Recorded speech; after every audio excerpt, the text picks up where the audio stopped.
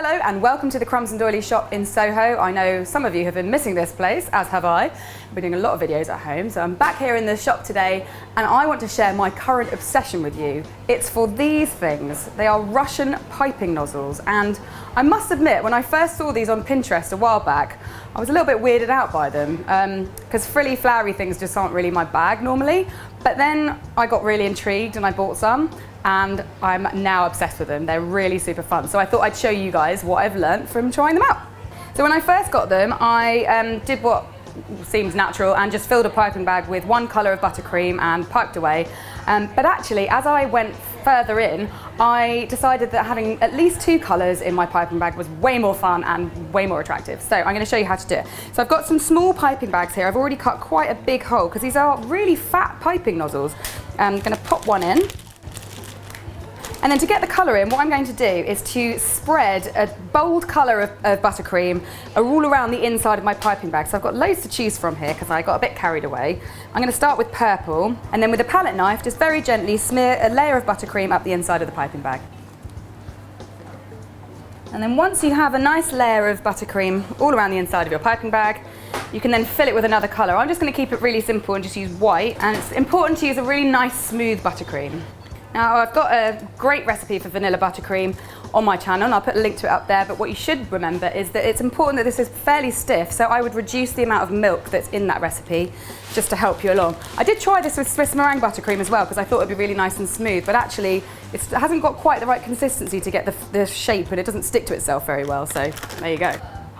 To start with, I'm just going to give one of my cupcakes a nice little layer of buttercream, just a thin layer to help it stick to itself.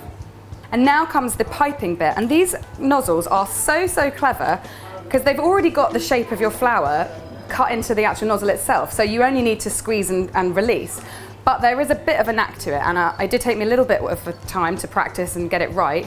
It's all about the amount of pressure that you put on and then when you pull away.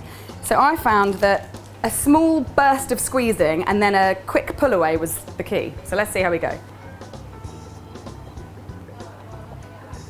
So as you can see, oh, it's so cool. So you've got the inside of the flower, all the kind of little, pollen-y bits, and then the petals, obviously in a purple colour. And I'm going to cover the whole cake with some of these.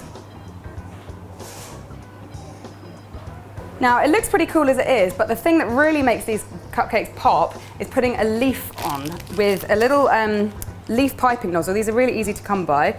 This is a PME ST51. And I've just got some green buttercream in here, and I'm going to put some leaves in between all the petals.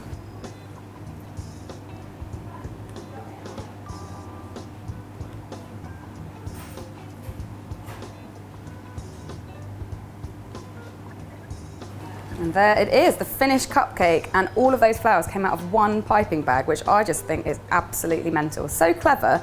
And online, when I was looking for them, I got quite overwhelmed because there are well, I was going to say millions, but there's probably only about hundreds of different piping nozzles, and from looking at them, sometimes you can't really get an idea of what they're going to come out like. And even now, they surprised me when I started playing around with them. When I did start playing around with them, what I realised is that having two colours is really fun, especially for the nozzles that have a little bit of detail in the middle, because then you can think about what colour the sort of, pollen-y bits are going to be and what colour the petals are going to be. So really super fun. I thought I'd show you how they all turn out. So I'm going to try this one first, and I'm going to do pink and orange because it's got a really nice detail in the middle that I want to pick up with a different colour. I think it will look really cool.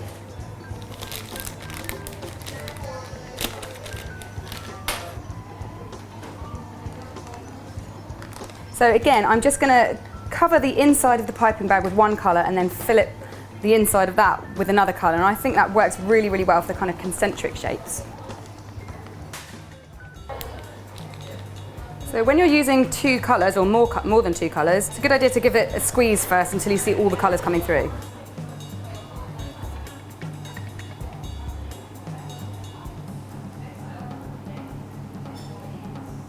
Oh, that looks so cool with the orangey bits in the middle where all the kind of little dotty bits are. And now I'm going to finish that off with some leaves.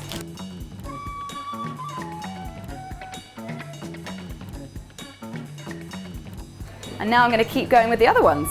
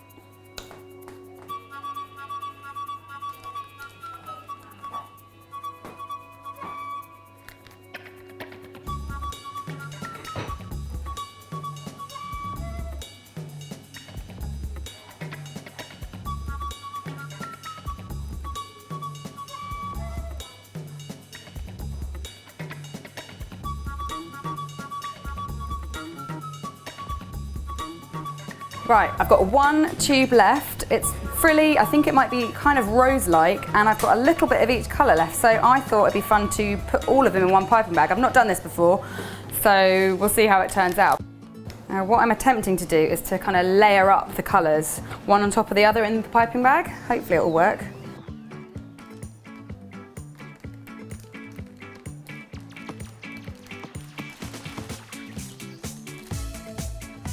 Wow, that's gonna look so cool.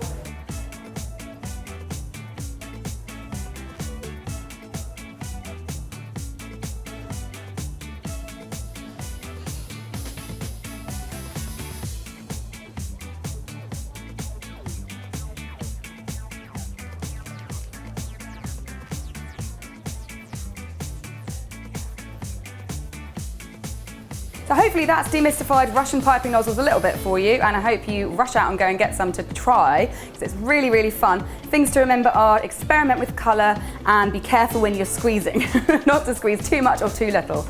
And please, if you do take pictures of your Russian piping nozzle cupcakes, then please tag me using hashtag Cupcake Jemma on Instagram. I'd love to see. And please subscribe to my channel and share this video with someone who is also confused about Russian piping nozzles, and I'll see you next week. Bye!